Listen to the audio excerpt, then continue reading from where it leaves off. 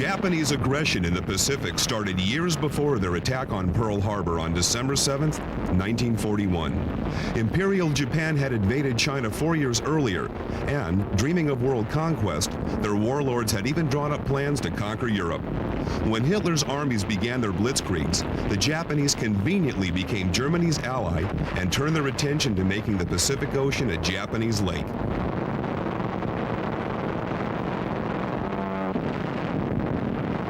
In a wave of simultaneous attacks, Japanese forces quickly occupied Burma, Thailand, the Philippines, and Singapore. They took almost every island in the South Pacific, plus the northern half of New Guinea. The Army of the Rising Sun was knocking loudly on Australia's door.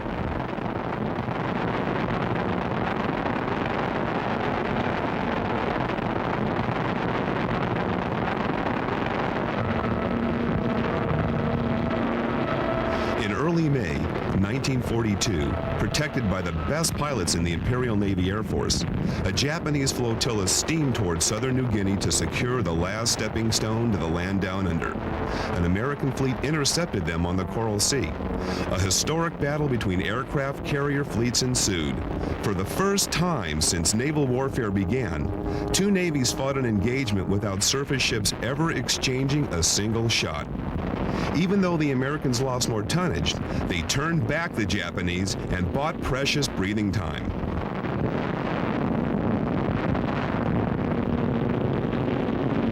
A month later, the Japanese High Command tried to deliver one decisive knockout punch and ordered a huge armada to the island of Midway to destroy what remained of the American Pacific Fleet.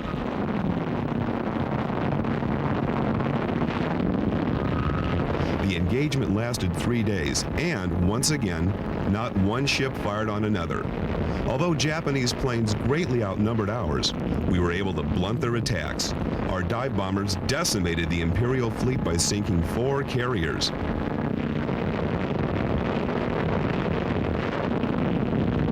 The Japanese suffered their first naval defeat in history, and the war's momentum turned as the Americans began their counterattack.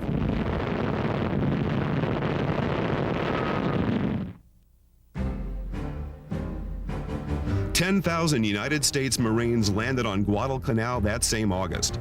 Resistance was fanatical.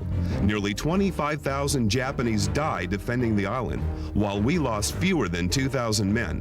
The fighting lasted 6 months. We had to blast the enemy out of fortified caves that honeycombed the rough terrain. Our bombers softened up enemy positions so our troops could capture each hotly contested inch of land.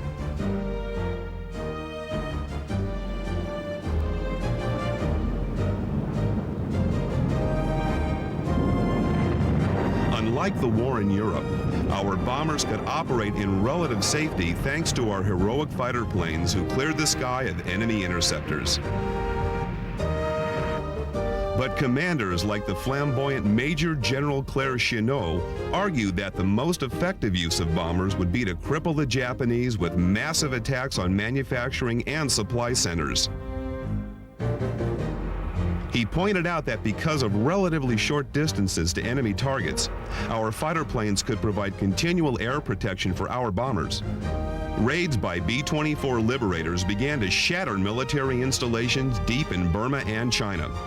Wave after wave of B-24s returned to report their targets successfully destroyed. Their pilots gave due credit to their fighter escorts, whom they called Little Friends. The fighter arsenal included the P-47 Thunderbolt, a tough, high-altitude fighter that carried 8 machine guns on its wings. The P-38 was called the Lightning, perennial master of air with its long range and concentrated firepower.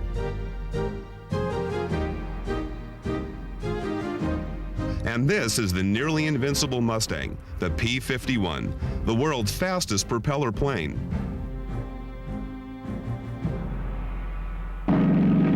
And now, here are documents from that era that showed an anxious population back home how the war in the Pacific was being won.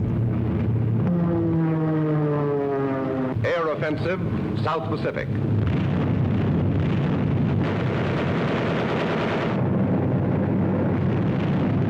The strategy has been made clear.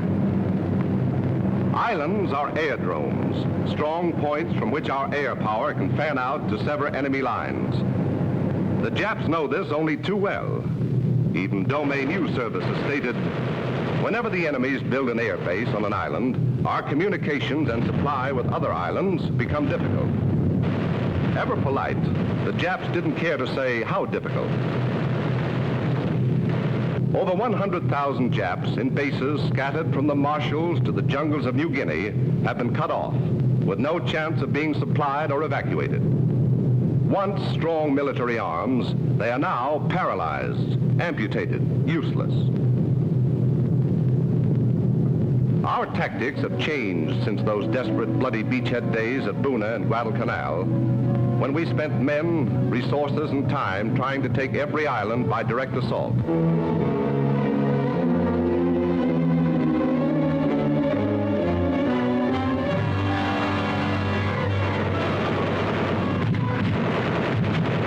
Now, for the most part, we take only an enemy airfield or a place to build our own, use it to choke off Jap supply lines, plug him up with troops wherever he's fled, burn him out, or leave him there to starve or rot of disease. This leapfrogging is infiltration on a gigantic scale, a process that is moving us surely through the entire Jap island screen. From Guadalcanal and the Russells, we bypassed the Japs on Santa Isabel Island and hopped to Munda Point. From Munda, we got to Bella La Vela, jumping over enemy-held Colomdangara. We skipped the nips on Balali and Kahili, as well as Choiseau, in a leap to Augusta Bay. And ignoring them at Buka, we took a 7-league stride to Green Islands, last and northernmost of the Solomons Group. They lie 100 miles inside a Jap-controlled area whose key bases are Buka, Cavite, Rabaul. Fighter planes can fly from these islands to Rabaul in 20 minutes. The Green Islands are a cluster of atolls shaped like a broken ring.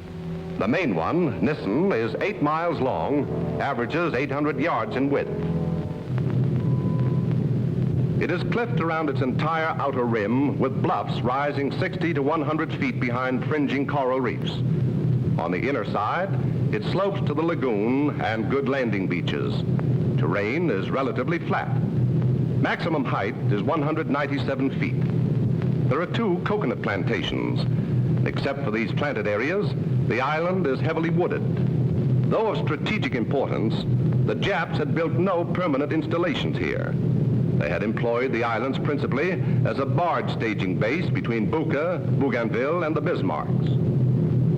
It was plain that American aircraft based here could cut off Bougainville and the Solomons from supplies to the north and from Rabaul, could gain air control of the whole area for the Allies. General MacArthur declared that for all strategic military purposes, it would complete the campaign for the Solomons. The plan was laid for attack. First, we went to work neutralizing enemy airfields. Rabaul, main base of Jap operations in the South and Southwest Pacific, got most of it. In the 2 months before the Green Island seizure, we dropped 2,200 tons of bombs in the Rabaul area.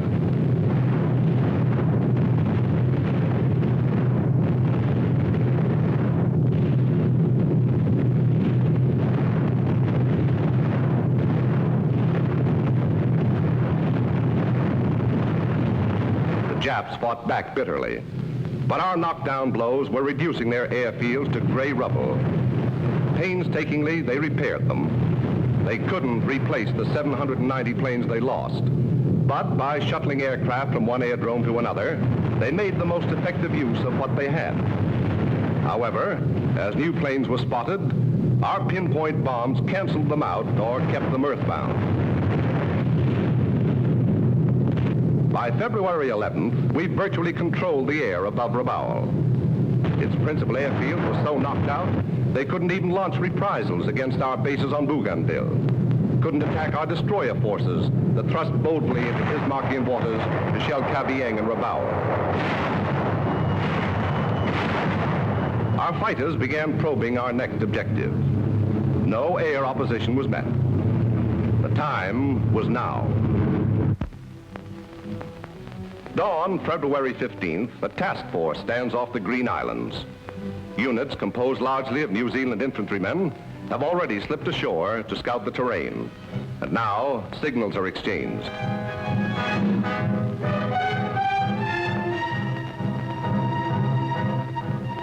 The advance into the lagoon starts at 0700 as minesweepers lead the way. Higgins' boats soon follow, shuttling infantry and communications men to establish first beachheads. While the larger ships maneuver at sea, awaiting their turn to land, 10 to 15 unescorted Jap FALs sweep into attack. AA batteries help 9 of our Army and Navy fighters shoot them down.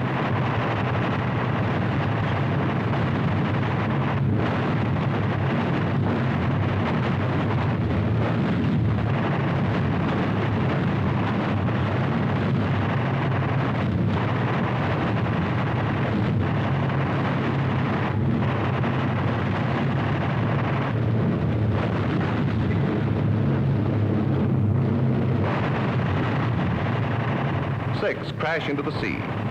We lose none, and the remaining Jap planes withdraw ineffectively. At 0815, while the Navy continues its shelling, the LCIs steam through the narrow mouth of the lagoon with the main infantry force.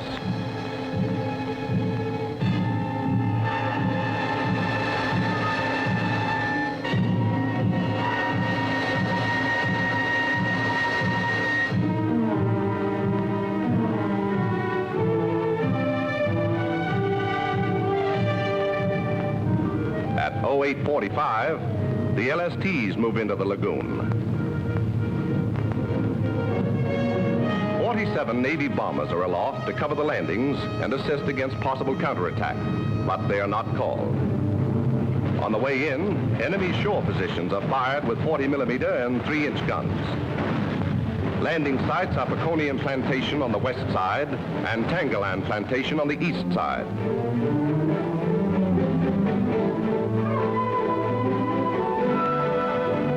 By 0915, the LSTs are run up to the shore. Almost as soon as they scrape bottom, the bow ramps are dropped and the LSTs disgorge their men and cargoes.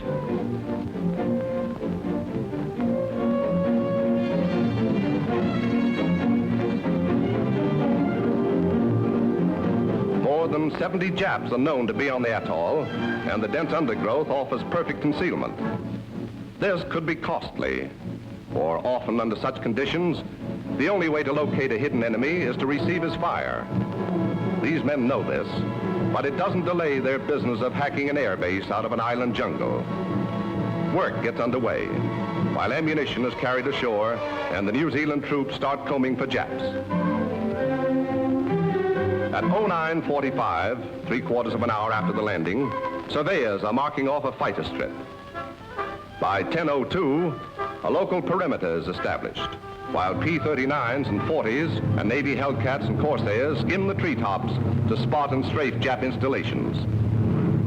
Famed Seabees now attack the tangled growth with heavy construction equipment.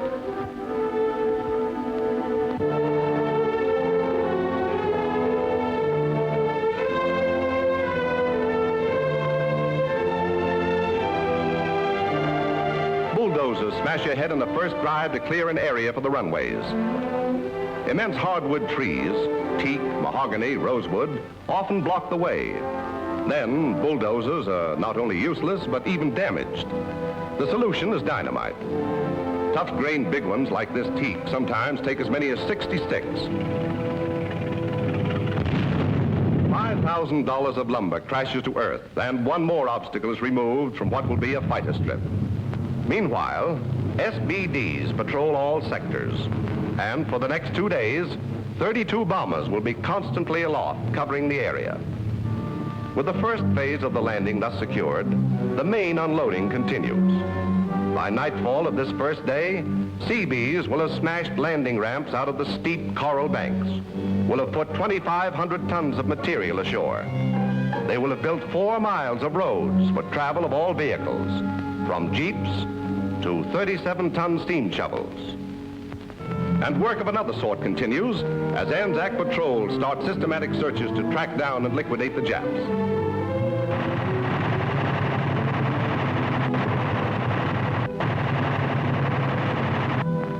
Within the next 6 days, they find all of them, not only on Nisan, the main atoll, but on other principal islands in the ring. 22 are caught and killed on Siro, 14 on Sao, and another small force on Pinnapel.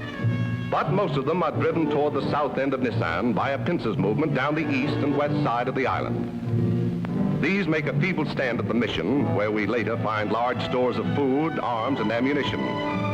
Then they retreat further to a southwest pocket, where we corner and dispose of them. By February 23rd, all ground resistance is wiped out.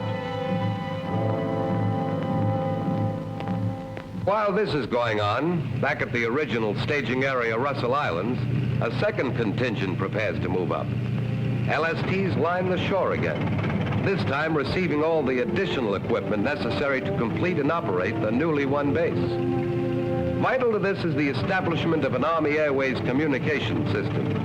An AACS officer drills this into his men. Without an AACS station, an airbase is like a blind man with a machine gun. It has the striking power, but it cannot direct it.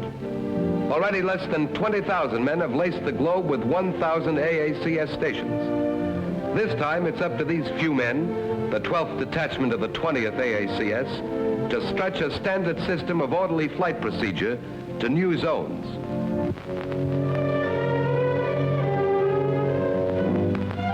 The day is bright. The water is blue and smooth. The South Seas are as men dream about them. But gun crews squint into the sunny sky, alert for enemy planes.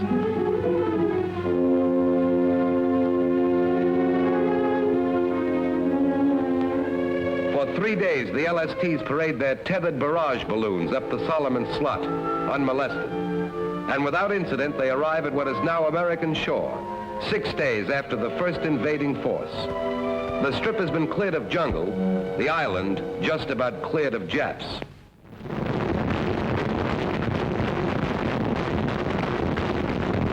The Navy's bombardment of enemy ground positions was relentless and deadly.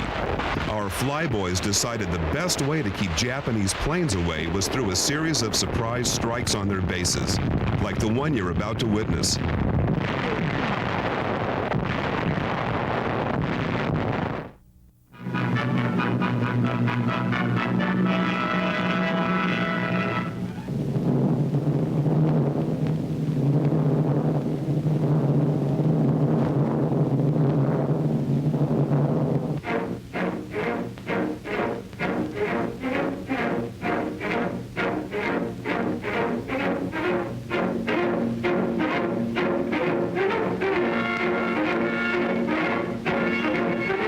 Is approximately 550 miles from Port Moresby. It's a long way.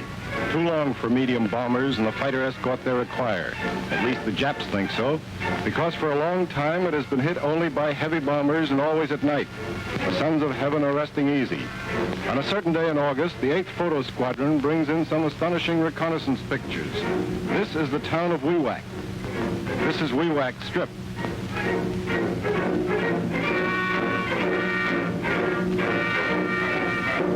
This is the Borum Strip, and it is crowded with airplanes, fighters, bombers, sitting wingtip to wingtip.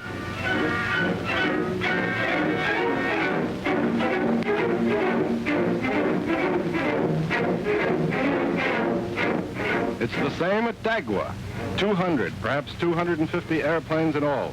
A sudden concentration of air power. The Japs are up to something. In the house on the hill, men gather to carry on the business of war. Quick decisions must be made. The future depends on sound judgment and courage.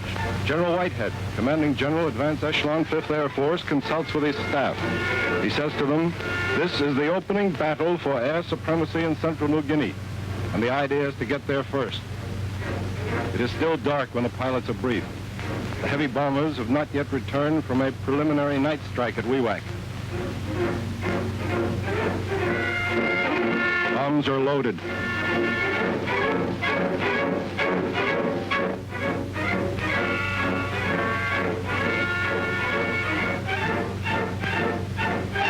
Machine guns are checked.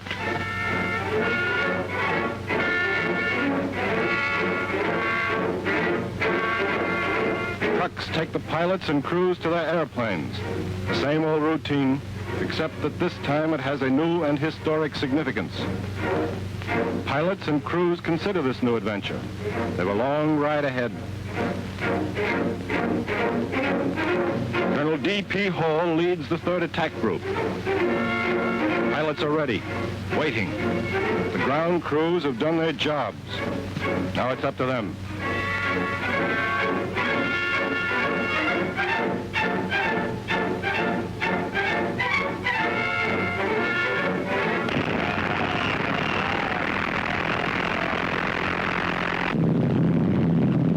Finally, they take off.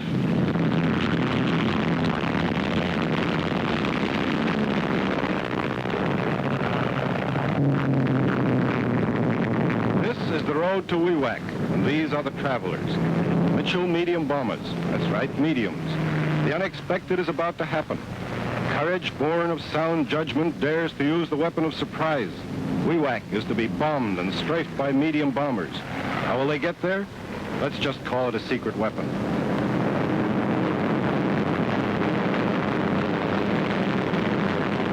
Now they're moving on to their first rendezvous, where they will meet the fighters.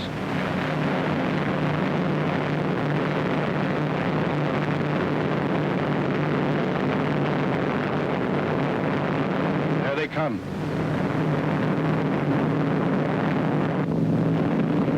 Here are the fighters, the lightnings. The sons of heaven don't like them at all because they strike too hard, and usually only once.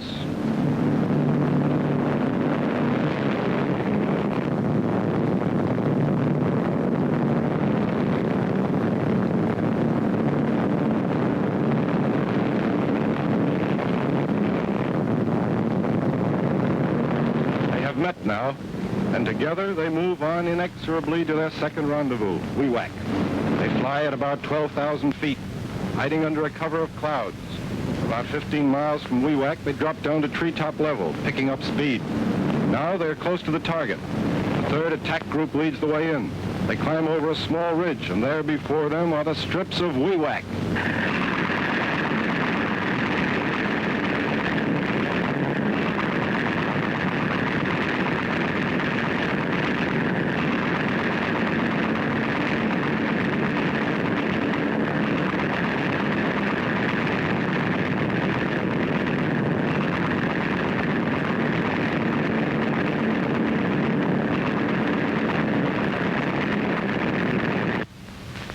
And the Japs are fast asleep in the morning sun.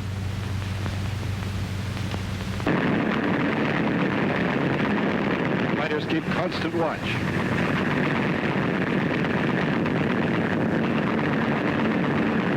This is Dagwa, and here too the Japs are caught on the ground.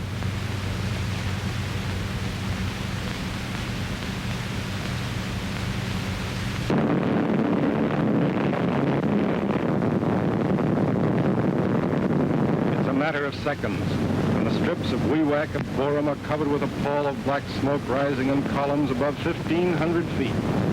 Nearly all airplanes on aerodromes are either damaged or destroyed.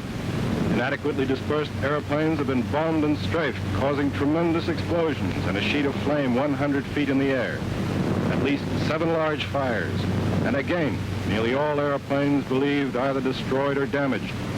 The sons of heaven are wide awake now, but it's too late. Not a single Japanese airplane gets off the ground. The Japs have been caught with their planes down.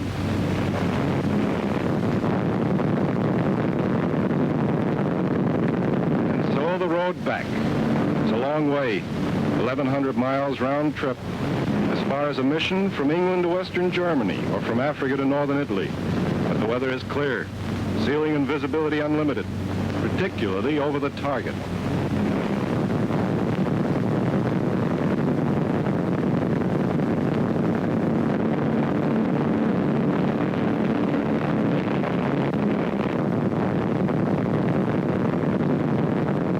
Again.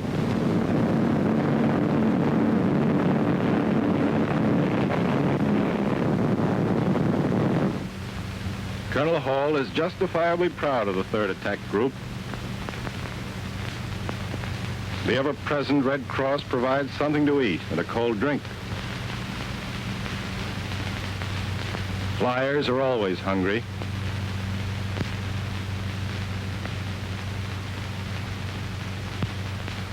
Then comes interrogation by intelligence. Pilots report what they saw and did.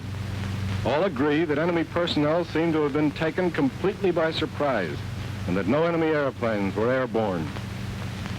Colonel Hall flies to Brisbane to make a report to the nation over NBC. He says he is convinced the Jap planes would have taken off in another 30 minutes to launch an attack against us. But, says Colonel Hall, we beat them to the punch and we pulverized them. Major Conley, Colonel Hall's co-pilot, says, we expected to find about 75% of the Jap planes in the air. We never thought we'd find them like sitting ducks. Major J.A. Downs, who led the right wing, says, as we strafed through that black column, the intense heat created an updraft that bounced our ship into the air. Planes were burning everywhere we looked. Colonel Hall's navigator, Lieutenant Don Leese, says, when we came in, some of the Japs were on the beach tossing a medicine ball around. Others were walking around on the sand in bright-colored robes. I never saw a beach crowd disappear so fast. One of the war's bloodiest battles took place at Iwo Jima, a tiny volcanic island of huge strategic importance. Iwo Jima, 8 square miles of volcanic ash, now the target of a United States Marine attack on the island's eastern beaches, near the tall volcano Mount Suribachi.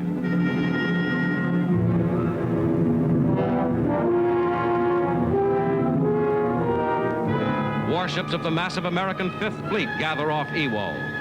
By sea and by air, Iwo Jima is subjected to more than 70 days of bombardment, the heaviest of all on the last 3 days before the landing.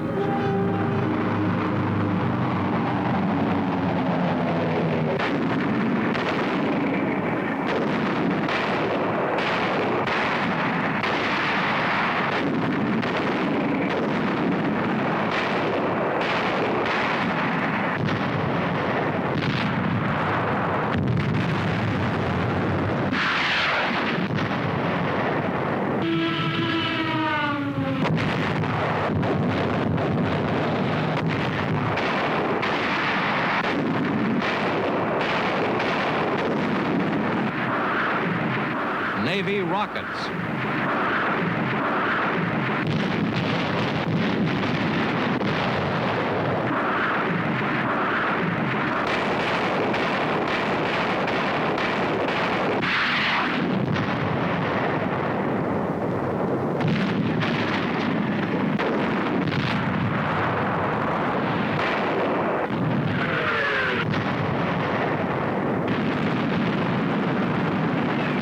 Landing craft is hit by enemy shells, leaving wreckage and dead.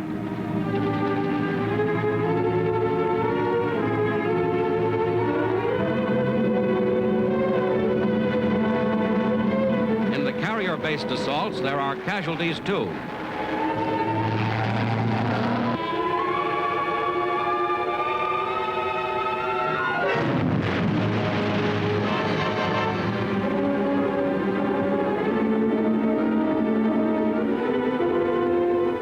Is thrown clear. Despite heavy seas, he stays afloat, waiting rescue by a destroyer.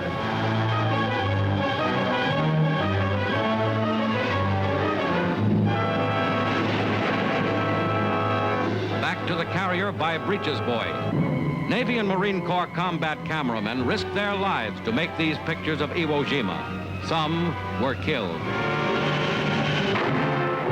And now, D-Day. Off Iwo Jima, a vast 800-ship fleet brings to action an estimated 40,000 Marines, plus uncountable supplies of ammunition, weapons, vehicles, food, water, medicine.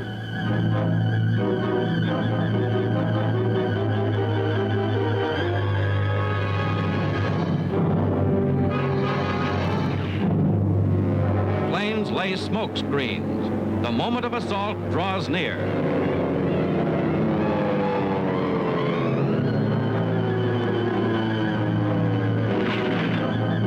Circles of 10 and more, landing barges and amphibious craft rendezvous offshore, ready for the drive to the beaches.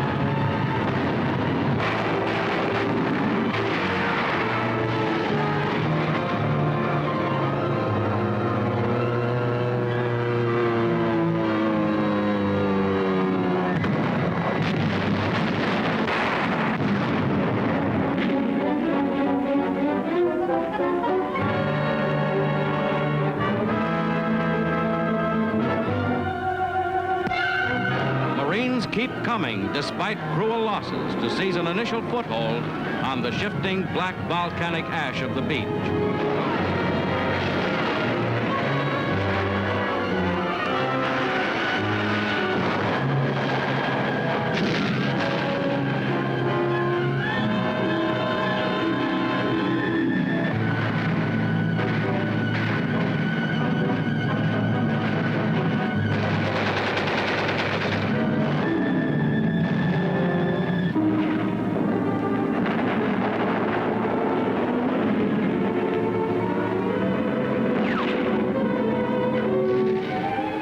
The first Japanese prisoners are brought aboard ship. In the first 16 days, 14,500 Japanese were killed on Iwo.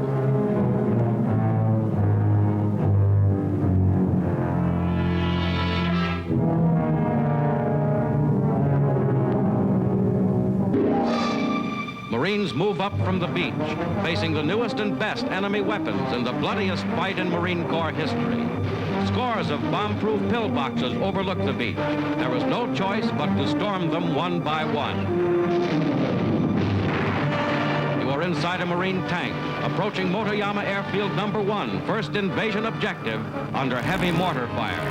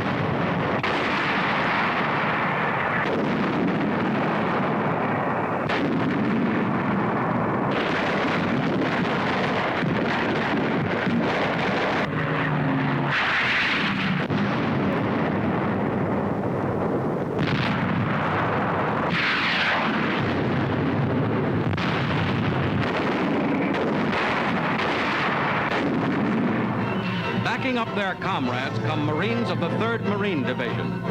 Never before in this war have so many men, perhaps 70,000, fought so bloody a battle for such a limited area.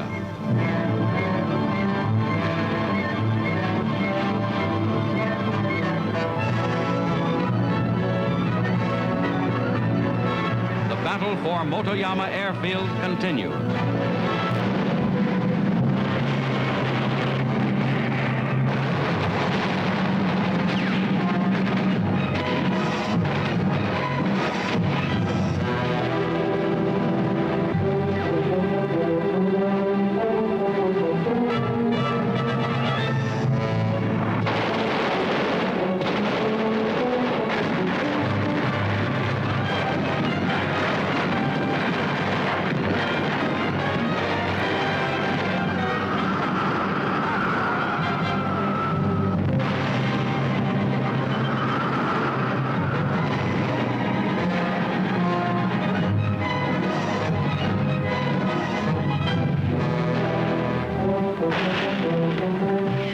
Inspects enemy weapons at one of Iwo's concrete-lined dugouts.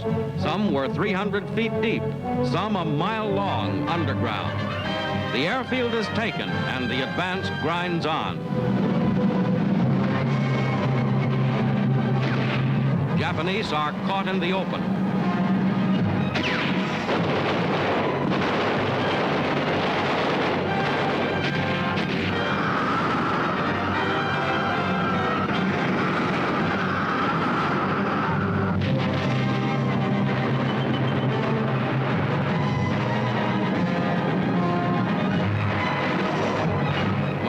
Move ahead in a battle that outranks any ever fought in the Pacific. Iwo Jima, in its first 15 days, has cost 2,050 American dead. Closing in on Mount Suribachi on Iwo Jima, the 5th United States Marine Division fires on Japanese gun emplacements studding the mountain.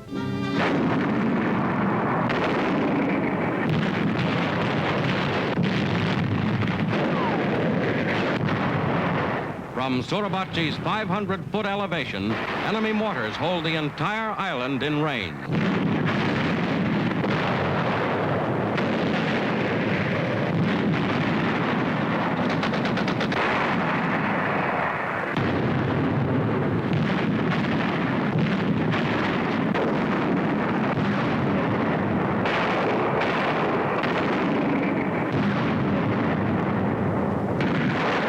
The Navy backs up land artillery, giving cover to the 40,000 Marines fighting on shore.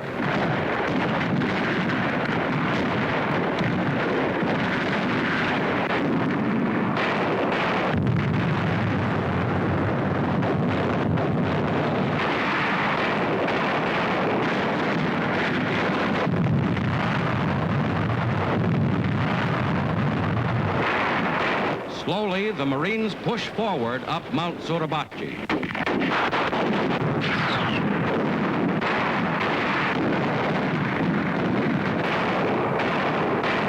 With enemy bullets inches overhead, wounded are cared for by medical corpsmen.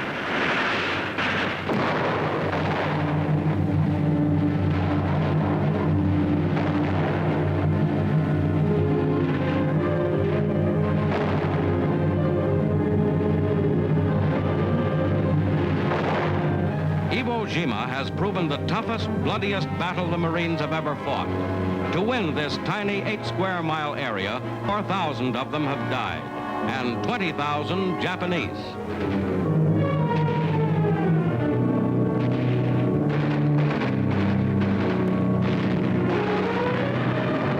The attack never slackens. Now Mount Suribachi is smeared by Navy dive bombers.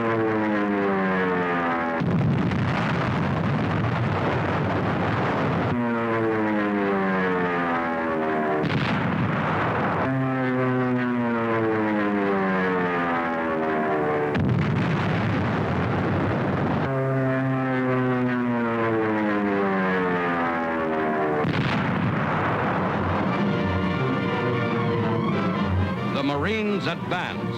The Japanese defenders of Iwo were select, specially chosen men, fighting with their army's newest weapons and every advantage of terrain in their favor. Their fortress caves, saturating the island, are wiped out by high explosive.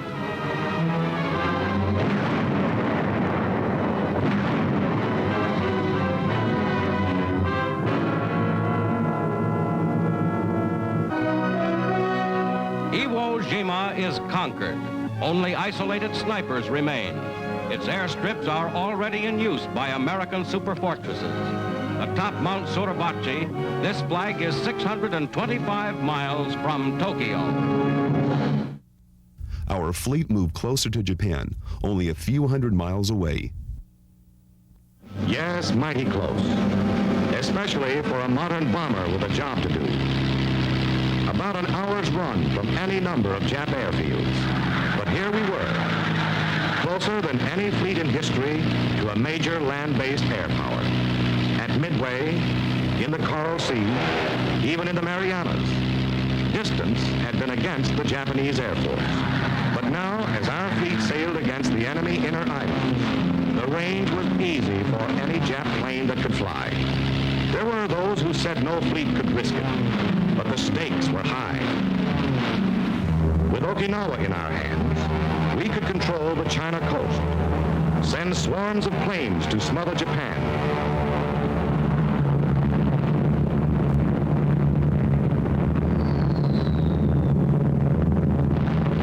We were reaching for the throat of an empire. The risk must be taken. On the island of Okinawa, 5,000 miles from San Francisco, the earth shook from a fearful pounding by our ships and planes.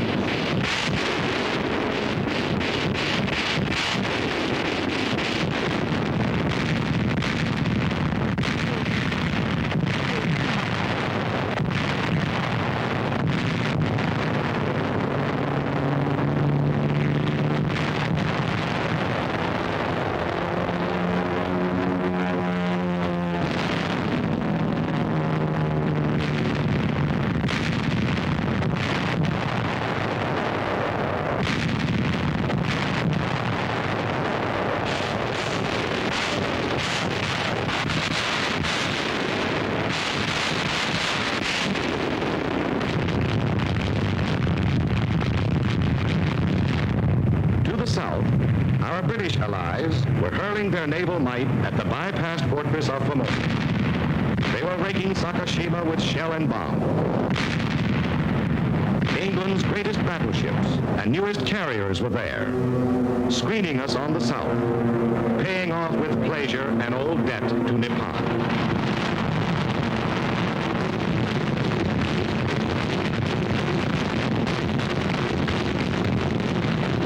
On the northern flank, Admiral Mark A. Mitcher's tireless Task Force 58 stepped up its 2 weeks old aerial assault on Kyushu and the enemy home islands.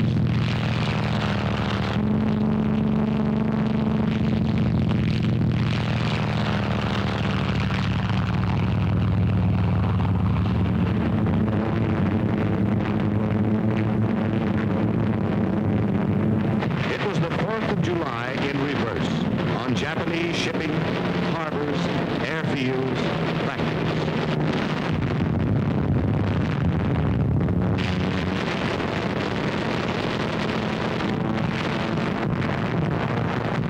There's a Jap carrier in trouble.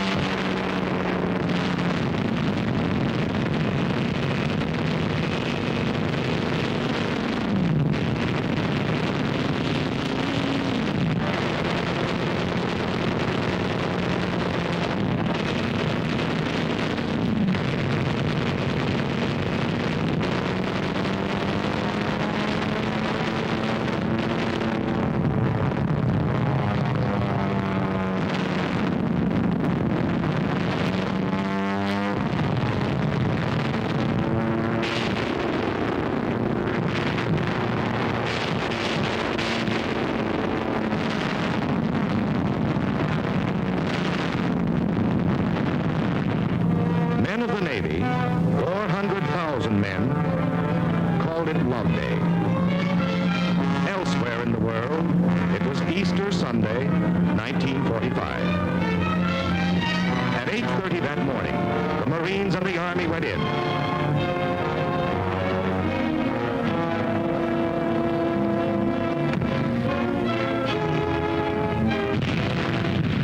$100,000 Yanks were rattling the lock on Japan's front door. They were plowing sacred soil with American boots, tractors, tanks. The first 7 days were battling, mysteriously quiet.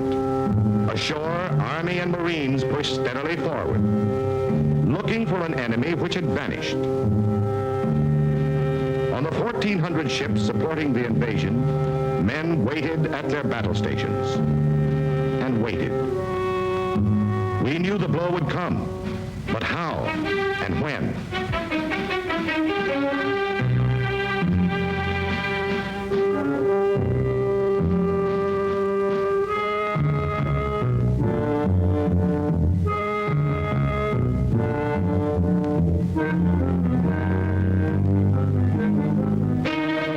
Then it struck.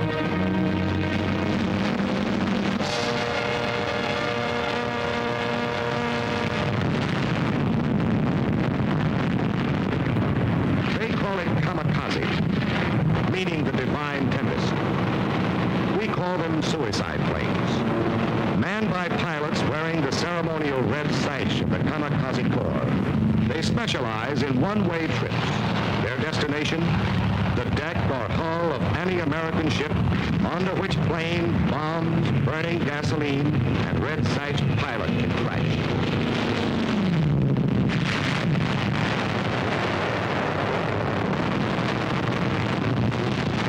Japan's secret weapon was no secret to our gunners or our flyers, who for months had been tinting the far Pacific with those same red sashes. But now, to meet our latest challenge, our deepest thrust, there rose every plane that could fly, new or old, from the very heart of Japan itself.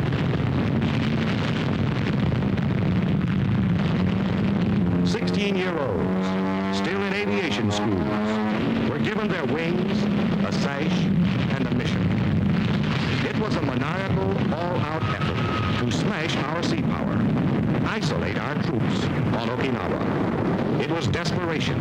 It was suicide. But it would be the pattern from now on to the very finish. A struggle between men who want to die and men who fight to live.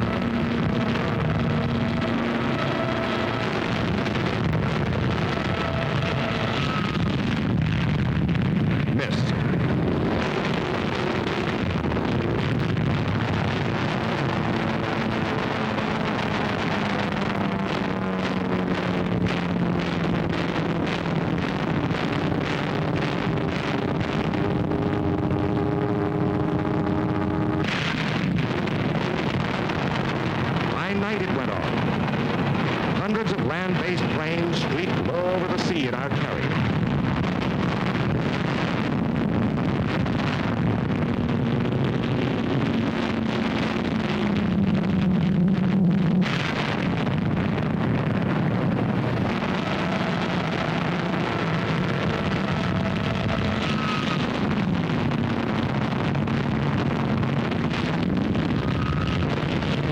They drove out of the dawn, raced through dull overcast to throw themselves in screaming, smoking fury at Admiral Richmond Kelly Turner ships off Okinawa.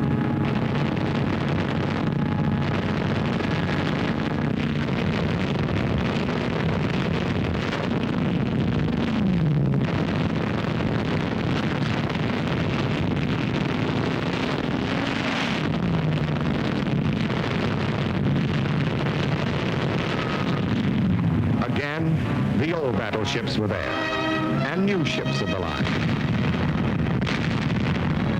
And a rugged little man named Ernie Pyle. There was no retreat. This was the fleet that came to stay, that had to stay.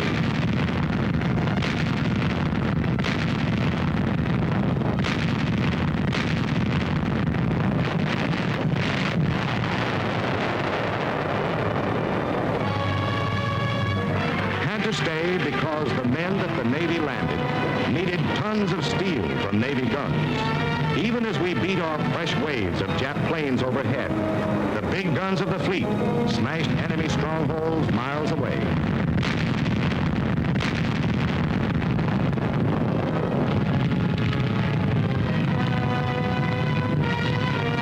Had to stay because our men advancing through the rice paddies and over the steep ridges had to have close air support from the baby flat tops.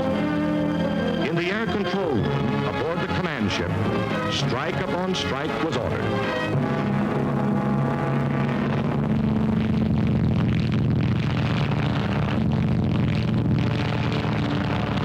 Then the Navy and Marine flyers laid down precise, deadly rocket fire to help make the next 50 yards of advance less costly.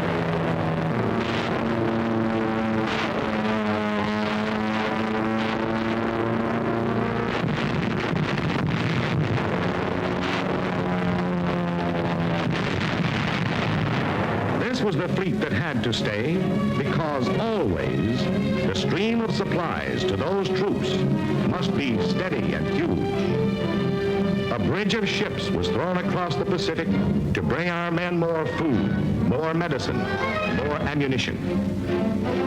And waiting at the end of the longest supply route in any war were the kamikazes. It was weird. It was savage. This was a fleet fighting like infantry, punching away at the enemy. Only there are no foxholes in the ocean.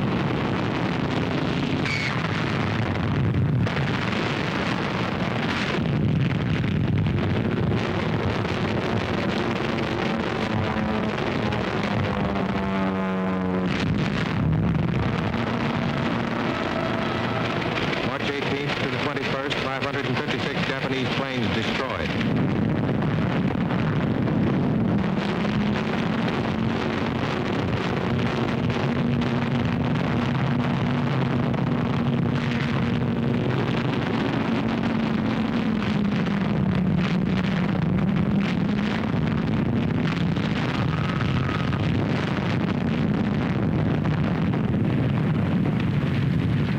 Men fought without sleep. Some fought with guns. Some with axes, torches. Some with fire-smothering foam.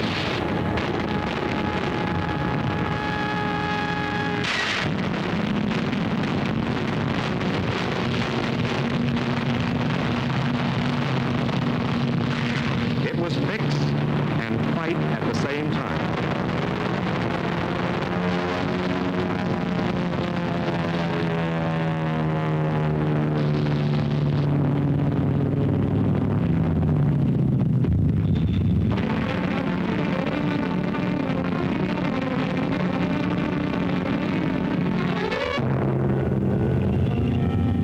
Many fell at their battle stations, and some were buried.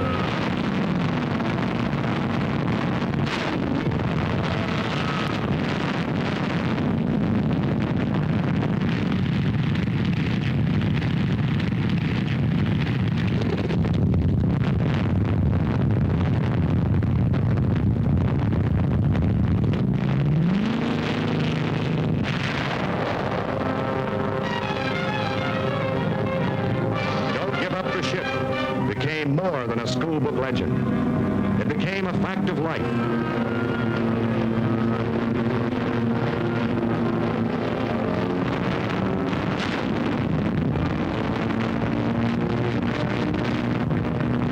April 13th brought more planes and shocking news. Between attacks, weary men, afloat and ashore, paid honor to the beloved figure in the blue navy cloak, said farewell to the father of the modern American Navy.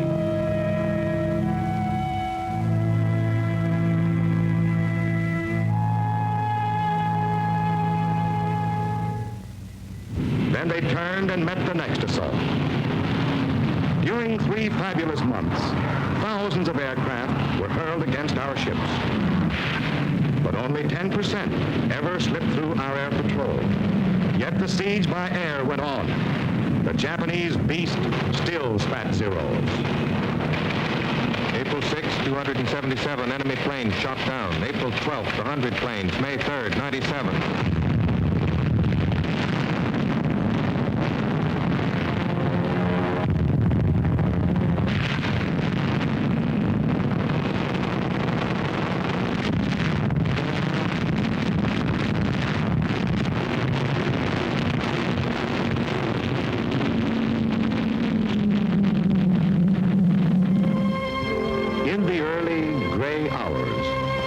Morning watch on May 9th, the great news came.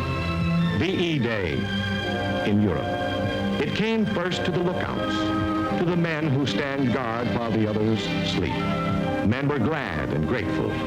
Home seemed a little nearer. But for now, VE Day was simply the 1,247th day of our Pacific War. From the rolling decks of our carriers, the fighters rose once again to intercept the enemy.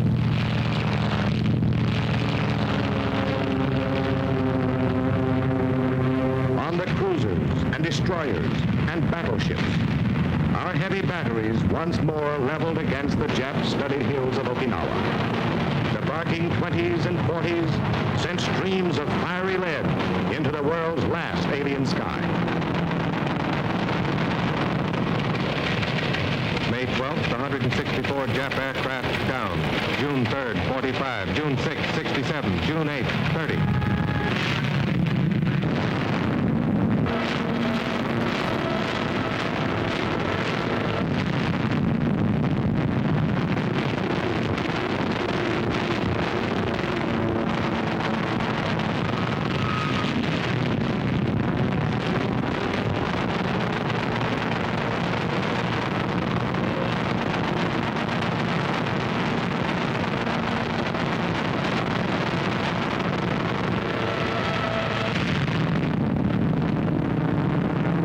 Week after vicious week, the most devastating air-sea battle of all time wore on.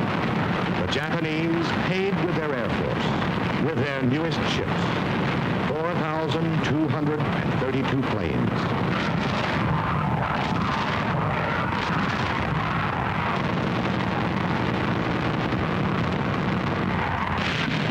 The fleet that came to stay paid a price too. But our men, our ships, our planes took everything the land could throw at the sea and handed it back double. The question, could a fleet stand up against the massed fury of land-based planes, got an emphatic answer from the men who fight to live, from the fleet that came to stay.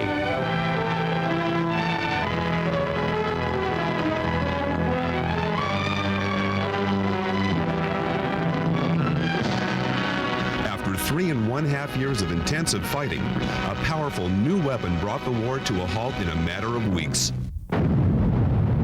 On August 6th, a uranium bomb was dropped on Hiroshima.